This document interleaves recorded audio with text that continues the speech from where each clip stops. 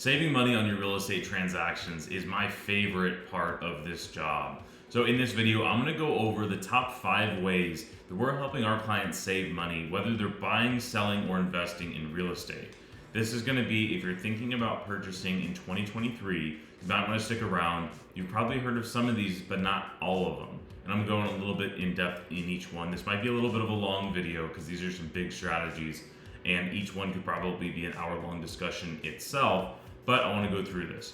And if you don't know who I am, my name is Stubbs. I'm a co-founder and team leader here at the SB Luxury Group. And our job is to help you as a consumer go through your real estate transaction and save you as much money as possible and find you those deals. So, number one, before I jump into these, I have at the very end of the video, I'm going to share with you the simplest question that you can ask that might save you more money than all these other tips. But I'll go into each of these first, and then we'll explain in more detail. So, number one are buy downs, and this is specifically talking about your lending buy downs. That's number one. Number two is how can you write in what the price drop's going to be, and maybe you can get a better deal than that. Number three is your home should be model home ready. That's for selling. The first two are for buyers. Number four is get working behind the scenes, and I'm not talking about you, the consumer. I'm talking about getting the professionals around you working behind the scenes. Number five is a big one, and it's a huge topic right now, but it is assumable mortgages. Now, okay, let's go into a little bit more detail for each one of these. So number one is loan buy downs. First of all, what does that even mean?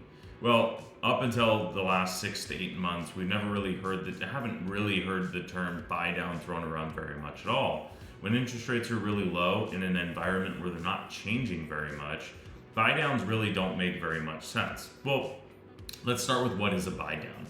What it is in its simplest terms is you basically pay the lender more money so that you get a better rate. Now there's different ways to do this. You can just straight up pay points, which is paying money, to the lender in order for them to give you a lower rate. That's great, and you can do that to lower your mortgage. Maybe if you pay an extra $5,000 to $10,000 towards your loan, you might get a half a point off on your rate. And if you're planning on having that loan for a really long time, that might make sense. Or if it's a difference between you being able to qualify for a home that you really, really want, maybe you can get the seller to pay for those. Now, here's what has been really popular over the last 8 months or so, is in an environment like we're in now, where interest rates are increasing and likely to come down once inflation gets under control. We're seeing loan programs, what are called a 2-1 buy down, a 3-2-1 buy down. Basically, all this means is you have a fee that is paid to the lender in order to get 2% off your loan in the first year, 1% off the loan in the second year, and then every year after that, it's going to be the normal rate. Now, a lot of buyers are taking advantage of this, expecting that mortgage rates are going to come down pretty significantly within the next 2 or 3 years. This can lower your mortgage payment by thousands of dollars, and it'll let you get into a house that maybe right now is not a super comfortable payment. And if you're confident that mortgage rates are going to come down in the next few months, that might be a great option. There's a lot of people taking advantage of this. Here's the best part. Sellers are paying for this. In a lot of circumstances, the seller has to pay for this 2-1 buy down. But because the buyers have more control over the situation right now, you might be able to negotiate this into your deal. Now just know that when you do any type of a buy down, you're taking an upfront credit in exchange for lowering the price. So you have to figure out what makes most sense for you, but this is something that gets a lot of people into a house that they're not totally comfortable with the payment upfront, but they're pretty confident over the next couple of years rates are going to come down. This is one of the biggest ways clients are saving thousands and thousands of dollars, but it also allows you to not take that buy down, and you can take that as a credit towards your closing cost or lowering the purchase price as well too. A lot of sellers are okay with paying for that buy down because they understand rates are high, and then you can maybe flip that and ask for a purchase price reduction if you don't actually use that credit or for the buy down. Okay, so that's number one. Number two is writing the price drop. I love this strategy. This is something that I practice with all of my best clients. So you're out there looking for properties and you tell your agent that, hey, I'm looking for a 3-bed, 2-bath house, and I don't want to spend more than, let's just say, $1 million. What I do for my best clients is I go through and I look at the properties that are listed at 1.1, maybe $1,075,000, maybe even 1.15 that are stale on the market. What does stale mean? Stale means that they've been sitting there for a while, they're not getting a lot of traction, and they're not selling, and they're getting really close or maybe even a little bit above the average days on market. That just means that a home is sitting on the market longer than the average. I go after these properties and I'll send it to my clients. Usually I'll call the agent first and kind of test the waters, but what I love doing, this is writing in the price drop, is we'll go look at that property that's outside of their budget. If they like it, typically speaking, what we'll do is we'll go in and write what we think that price drop would be. So if my client's willing to write $1 million and that's their max, maybe that's our offer. But what ends up happening is you're going after a seller who's already having the conversation, at least in their head, that they're not gonna sell their home at their current price. They need to drop the price. And if you go in before they lower their price on the MLS, one, you don't have any competition, and two, you're able to get them in a weak moment where they're thinking, gosh, my house isn't selling, what do I need to do? And if you come in and write an offer that's strong at a lower price, you're a lot more likely to get considered in that point. Now let me flip this. If you wait until after they've already dropped the price, they just started over their clock. They're not going to be entertaining any low offers until some time passes by. Now, the best possible time to write this offer is before they drop it. So you have to make sure you're going in there, and your agent, your professional, should be holding on and watching for those stale listings that are above the price point that you want to pay and jumping on those opportunities. You can do this as well too, but honestly, I tell my clients, like, don't look at anything that's priced above where you want, because I don't like my clients falling in love with something that they're just not going to be able to purchase if they don't want to go to that price point. That's kind of a tip, but you have to obviously trust your agent to be working for you on that one. Okay, so that's writing the price drop. That's absolutely one of my favorites. Number 3, this is for sellers, and buyers beware of this, is your home needs to be model home ready. Buyers have way more control of the process now than they have over the last couple of years. So you have to be aware of this as a seller. Now, what does this mean? You walk into a brand new model home, what does it look like? The walls are all painted white, it's immaculately clean, it's staged beautifully, and it looks like a model home, or it looks like a blank slate for somebody to move in and bring their family. They can imagine their family living there. They are also a very neutral environment, so it doesn't look like somebody else's house, and it also sets the stage with what that house can look like. Okay, what does that all mean?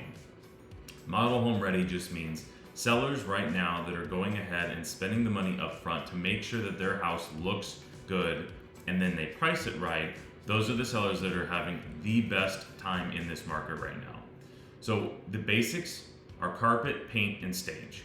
If you have carpet in your house, usually by the time you're looking to sell, it's time to replace that carpet. That little amount of money spent there is huge. If you don't have carpet, great, but the next two are paint and stage. I know everybody thinks their home looks absolutely beautiful, but it looks like your home. So when you stage a home, and it's not always necessary, but when you stage a home, you're depersonalizing the house, you're bringing in a neutral feel. You're also having a professional come in and design your home with what buyers want. That's the stagers and the designer's job, is to make sure that they know what buyers want and they want to make your house look as good as possible. A good stager is not just bringing in furniture. They're playing into your home's best attributes and they're staging to those things, and they're probably also staging to make sure that the places in your house that aren't so great are muted as much as possible. And I said in the beginning for buyers to be aware of this, is when you're in a home that looks beautiful, please look past all of this stuff so that you can see what the home truly looks like. Okay, so carpet, paint, and stage. Paint is pretty straightforward. If you have any colors in your house at all, I would probably urge you to ask your professional if you think those should be painted. Those are the basics. Now, if you're gonna go into more depth on your remodel, here is the order of what you should be doing. And I'm gonna preface all of this by saying, you need to make sure that you understand what is a total all-in cost, how long is it gonna take, and what is my home gonna be worth afterwards. If you're gonna invest $50,000 into upgrading your home, you better be sure that one, in 3 or 4 months when it's done, the housing market hasn't shifted, and two, that your home is worth way more than the $50,000 that it took for you to do the upgrades. because you are also paying for your mortgage, your tax, your property, your HOA, all of those things in the meantime. So you want to make sure you actually do the math as opposed to just going out and spending the money. Now, the carpet, paint, and stapes that I mentioned, those are the lowest cost, highest return. So now on your bigger remodels, I'll give you the top 3 places where you would spend your money to make sure that you're getting the highest return on your investment that you spend on your house. Number 1, this should be no surprise, is the kitchen. Your kitchen is the number 1 place where you can spend money and get money out of it in the house. Number 2 is flooring. So if you have all carpet in your house and it all needs to be replaced, if you put in a luxury vinyl plank flooring, that's going to be an enormous increase in the value of the property. Number 3 is the master or primary bathroom. Those are the 3 places where you should spend money to make sure you get the biggest investment. Cannot stress this enough. Please reach out to your professional, not just any real estate agent who's a friend. I would venture to say 95% of agents have no idea costs or what the value would be before and after renovation. So make sure you're talking to a professional here. Okay, that was number 3. Number 4 is behind the scenes. And this goes back to professionals as well too. But you are out there thinking about making a move. Maybe you own a home, or maybe you're a first-time home buyer, but you're out there thinking about making a move. Your agent should be working for you behind the scenes. You don't have to pay an agent until the deal closes. So you want to make sure that you have that agent working for you way ahead of time. Don't reach out to your agent 30 days before, or sellers are notorious for doing this, is reaching out the week before they want to sell a house, and then it all happens as fast as possible. I would urge you to reach out to your professional 6 months or a year ahead of time and say, hey, Christian, this is what I'm thinking. What are your thoughts? There's a couple things that happen here. 1, you can do what I said in the previous note, is get the house ready. Or if you're just buying a home, what it does is it allows me as your professional to start working well ahead of time. If you're telling me you would like to buy something like this type of a house, I can go out and looking for those off-market opportunities. Whereas if you hadn't told me about it, I wouldn't even know to call you if I saw that opportunity. So I cannot stress this enough, is get your professionals involved way ahead of time. That is a huge thing. Working behind the scenes is probably 90% of our job, and if you're not telling your agent what you want to do, how can they go to work for you? So make sure you're having your agent work for you behind the scenes. Number 5, and I'm going to spend just a little bit of time on this because I could be talking for an hour on any of these topics, but this one's can be very complicated. But in its simplest terms, find out or get comfortable with assumable loans. Now, what does that even mean? Get comfortable starting to ask the question, do you know if the loan is assumable? Now, know this, nobody's gonna know if it's assumable. The seller is gonna have to call the lender and figure out, is my loan assumable? Because nobody was asking that question when they were buying the property. They weren't thinking about selling it.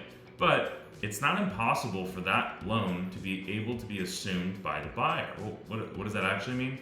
It means if you bought my house and you could assume, meaning just take over my mortgage, the terms of it don't really change. The loan amount doesn't change, the interest rate doesn't change.